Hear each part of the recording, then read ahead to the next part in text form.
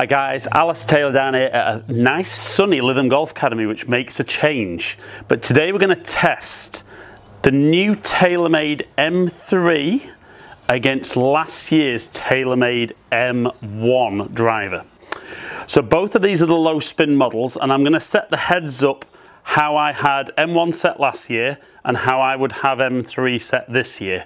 I'm going to use the same shaft in both, only because I had a different shaft in this last year, but I know on a couple of my reviews guys are saying, can you use the same shaft? So I'm going to try and keep the setup as similar as possible.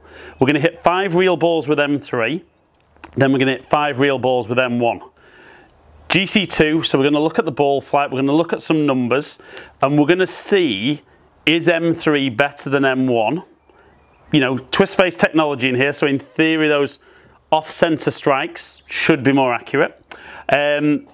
I had M1 in the bag last year, and my only criticism I found with it was that maybe it wasn't quite forgiving enough. Possibly I could have tinkered with the weights a little bit more to make it more forgiving, but then I felt my spin was too high. So like I said, we'll go M3 first, M1, and see if the improvement or the change in 12 months is M3 better than M1. So like I said, we've got M3 set up already. This was in the running to go in my bag for this year anyway, but 5 shots, off we go. So that was definitely towards the toe. We've not seen that shaping back, which again, twist face is supposed to maybe get the ball to shape a little bit less, make it more accurate.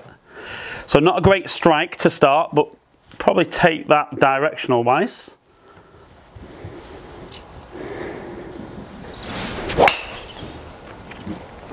That was a more solid strike.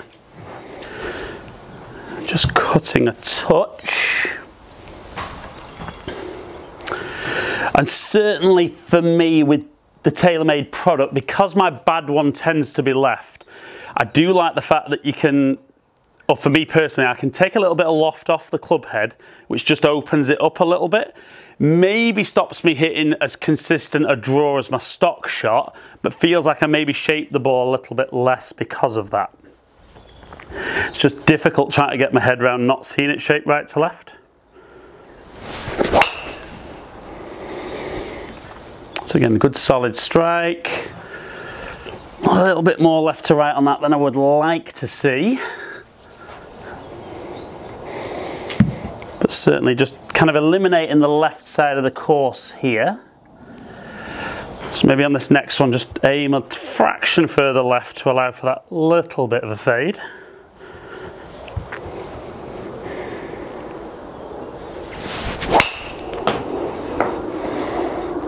And then I've just hit a soft little cut there, that was better.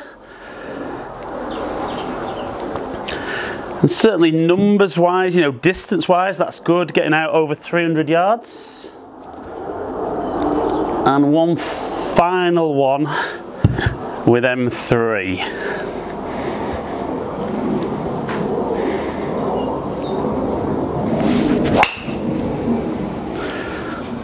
Maybe a very fraction low on the club face, but very central. Might see that one spin up a touch more. So all in all, wouldn't be massively disappointed. First one was the worst strike, but certainly I'd kind of take any of those. And like I said, maybe first 3 just aimed a little straight, but with that club face being open, I know I don't tend to hit it as much left with this. So let's switch over from M3 to M1 on the computer. If we scroll down here, it is on here somewhere. There we go. And let's switch the heads over. And certainly for me, I don't know, maybe prefer the look of M3 this year. I think it's grown on me. I wasn't quite so sure when I first saw it, but I do like the look. I didn't dislike M1 last year, but I think looks wise for me M3 looks a little bit better. Maybe doesn't look quite as big a footprint, And I think certainly the feel of the head is a little bit different. So M1, again, I've got this set with the head how I would have had it last season. Again, I'm going to aim just a touch left on this one. And I just expect maybe that little soft fade.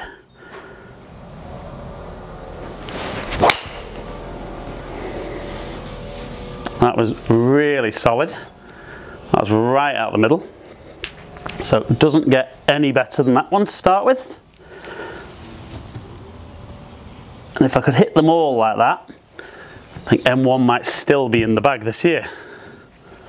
But just felt that my miss hits last year, the performance dropped off a little too much.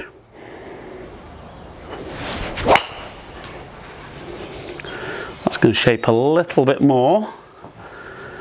It's certainly going to be wider than anything else I've hit. I think with M3, yeah. And that is only that is that little danger for me of when I'm chasing that performance, I'm taking the loft off and I'm opening it up. When I just don't quite get it right, I do feel I get punished a little bit more. Shot 3.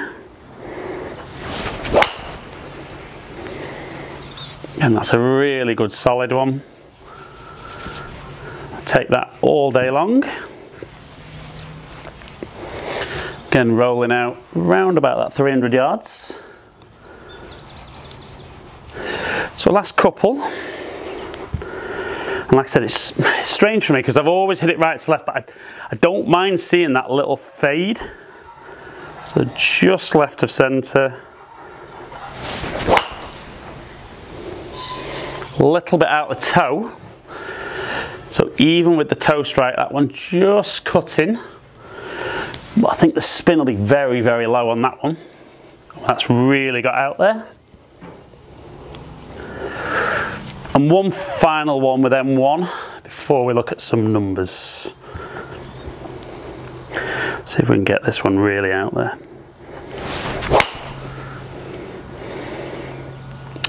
Just turn that over.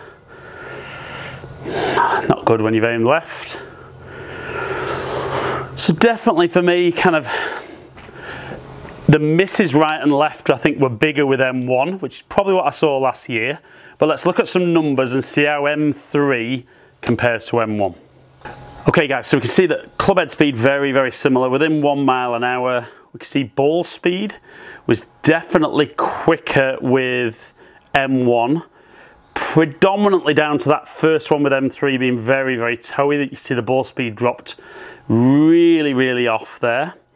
Now if we look at launch angle, 13.1 against 12.5, very, very similar, and again that first one with M3 launching very, very high. Backspin just under 1900 with M1, just under 2200 with M3, so both nice and low. My little worry with M1 is maybe that's just a little too low for me. Peak height, very, very similar. And average carry 272 against 265, 302 against 291. So on distance, M1 taking it. But if we look at the misses, I mean, we had a 50-yard spread with M3. I think maybe, like I said, those first 3 I was aiming a bit too straight. But you can see the miss is much, much wider with M1. So 64 yards right to 47 left. So, you know, both of those in real, real trouble. Right, guys, so for me, interesting when we looked at numbers. So certain aspects, so when we're looking at nice low spin, ball speed and distance, M1 would definitely win that. Now, like I said though, my only little worry is that because the spin's so low, as I get a little bit off with my club face at impact, we see a much bigger dispersion of the shots. So certainly for the length I'm hitting the ball, for me probably M3 is a little bit better. Now, is that down to twist face? Maybe, I don't know. I think it's more just, there was one very poor strike with M3 which dropped off, so I think the performance with a more solid strike would have been closer. But I do like the fact that I feel this year that M3 is a much more forgiving head than M1 was. So certainly for me, if I go head to head, is M3 an improvement on M1? Yes, very, very, very marginally. And I think this is what we're seeing now. Year to year, we're not seeing big increases in performance from drivers. I think what the manufacturers are doing is making them more forgiving and more playable as a club, because we are pretty much maxed out on, well, we are maxed out on how much ball speed we can get off the club face. So if we can get a more consistent ball speed across the face, I think that's fine.